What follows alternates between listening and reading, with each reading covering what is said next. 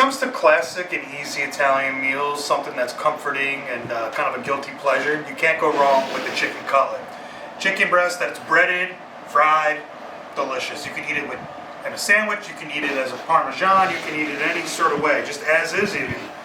It's delicious, it's crispy, it's fatty, and there's nothing you can go wrong with that. So stick around, I'm going to show you how to make this classic dish. If you like the video, comment, like, and subscribe, and we'll show you right now how to do it. Stick around. We on a mission when we in the kitchen, we whipping the dough, yeah. Rose blowing the batter like it never mattered, we been here before, yeah. And it's never basic whenever we make under the influence of intoxicated. Pushing the mud, whipping the pot, cook with a buzz, give it a shot. Toss me a Heineken using the key and hooking the top. The liquor entice, all of the rice you cook in a pot, yeah. And this the life, if you ever in the mood for maybe a few drinks and some bomb-ass food. We making bomb-ass food. Just one shot won't do. Not tonight, cause if I'm not hungover, then you know it isn't right. Alrighty, so we're gonna start making cotolette, which you guys would know here as chicken cutlets. Very traditional Italian second course. So what we're gonna do is we're gonna start off by taking our chicken breasts, excuse me, I wish there were thighs.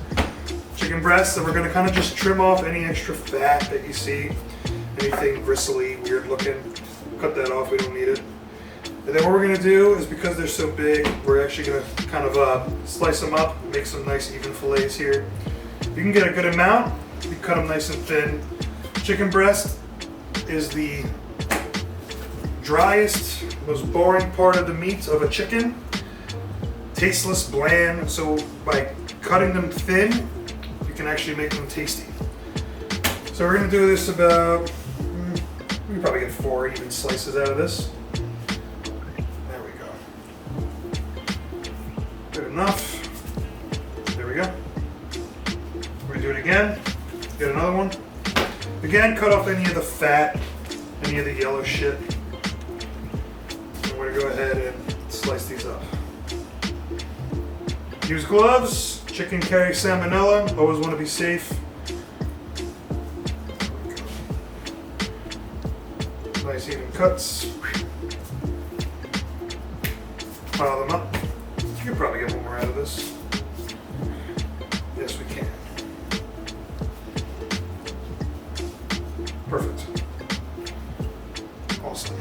Don't worry if they look kind of dingy and small right now. We're going to pound them out later. There we go. Get rid of that.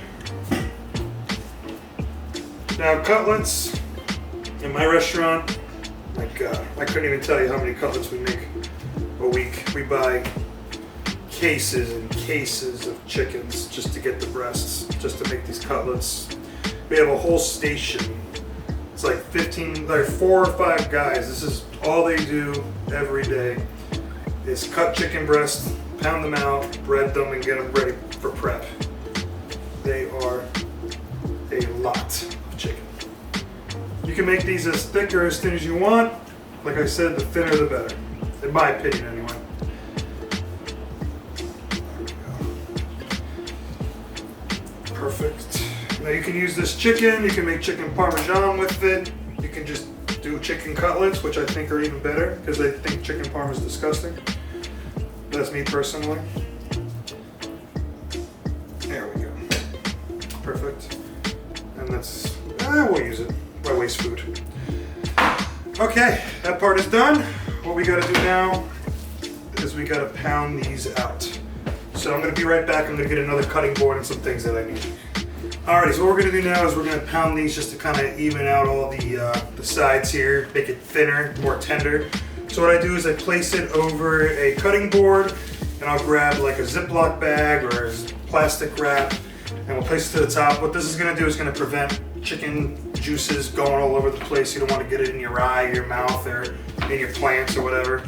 So I don't have a mallet, so we're going to use a rolling pin. That'll work just fine, or even like a really thick like cast iron skillet will work. And we're just going to evenly just tenderize, flatten. And we're just going to pretty much beat the hell out of it. Not too hard. You don't want to like, Hungarian smash it. Just go easy. Go like, you're not a barbarian.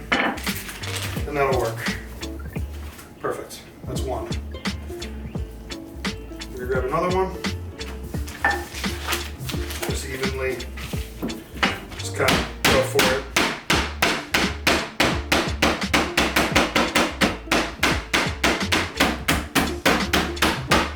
There we go. Like I said, if you beat it too much, you're gonna ruin the fibers of the meat and it's gonna fall apart. You don't do it enough, your chicken's gonna be chewy. It's gonna be not that nice tender cut that we like when we do chicken cutlets. So just, go even, go slow. Don't beat the shit out of it. Just go nice and even. Just like that. You got it nice and flat. You're good to go. See? Easy. So I think you guys get the general idea of the next step. We're just gonna go ahead and do this off camera just to get it done so you don't just stare at me beating the hell out of some chicken for a while. So we'll come back when this is all tenderized and ready to go. So we're gonna move on to our next step here with the chicken cutlets. We're gonna set up a pan A station. We're gonna take a chicken cutlet, dip it in the egg, and then dip it in the breadcrumbs. Now, don't use that seasoned breadcrumb crap. That stuff is disgusting. If you want to season your breadcrumbs, do it after. I like it plain. Nothing wrong with that. It's all right. So the trick is here, you're gonna use one hand for each job. So you're gonna use one hand to dip your chicken in the egg. You can also dip it in flour as well. I don't like to do that. I think egg and breadcrumb is just fine. You're gonna drop it with the other hand in the breadcrumb, and then you're gonna use your other hand here, and you're gonna kind of just incorporate and encrust that chicken breast with the breadcrumbs. Take it, smush it in there. Don't worry about it flying, it's fine. And you're good to go. Chicken cutlet. That's one. Again, you're gonna take one hand, use it for the egg mixture, which is just eggs that are scrambled.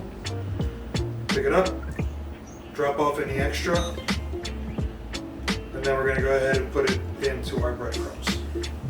Other hand is used now. And we're gonna go ahead and encrust and work through that. Beautiful, nice, easy, simple. Really get it in there. Even bury it. Make sure it's all covered.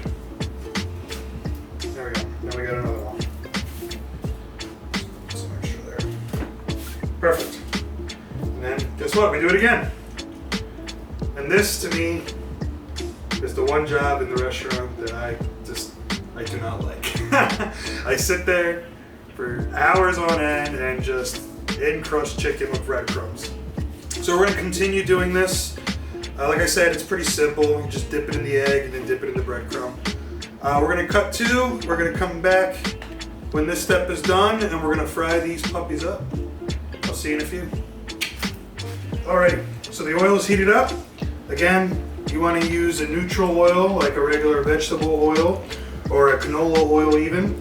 Don't use extra virgin olive oil. The smoke temp is higher and the flavor of olive oil is very, intense. I'm using grapeseed oil because I have a lot of it. And we're going to try this out and see what happens. There we go. That's better. We have this in there. These are thin. They're not going to take very long on each side. Probably 2 to 5 minutes on each side. Let that go just to get nice and crispy.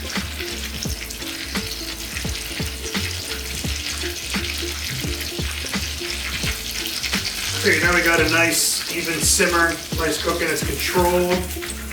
Deep frying at home can be easy. You just gotta make sure you have a controlled environment. Try not to hurt yourself, just go easy. It's not that bad. So yeah, we got a nice crispy. We're gonna flip it over. There we go. That's way better. Beautiful. Now over there I have a tray set with paper towels. It's just to help drain the oil out so these don't get too greasy. But I would do one at a time. I wouldn't do more than one at a time unless you have a really big pan. Because the more you crowd the pan, the longer it's going to take to cook, and your chicken's going to come out to be really, really oily and greasy. There we go. Beautiful. gotta make sure you control that temp. So if it's spitting at you, decide to lower the temperature a little bit. There we go, this one's done. Perfect. Then when you put it down on your sheet, add a little bit of pinch of salt there.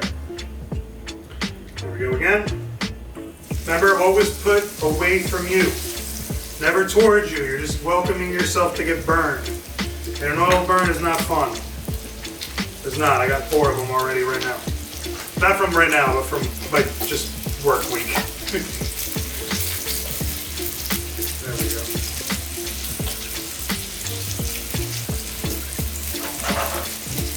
Perfect. Alrighty, our cutlets are cooked. They look delicious. They're crispy. You can hear them. Delicious. Good for any sandwich, any type of meal like that. But we gotta give our own Pito's taste test for this. Everyone, welcome Justin, Pito, Juanito. Pito's taste test. There we go. Right. Man, that's fantastic. Yeah. There we go. That is nice and tender. Lovely breaded. I can get that every day. Every day. You see that? You got it from the myth, the legend himself. It is a damn good. If you like the video, comment, like, subscribe. We'll see you next time. Have a beer on me. Whenever we make under the influence of intoxicated, pushing the mud, whipping the pot, cook with a buzz, give it a shot. Toss me a Heineken, using the key and hooking the top. The liquor entice, all of the rice you cook in a pot, yeah. And this the life, if you ever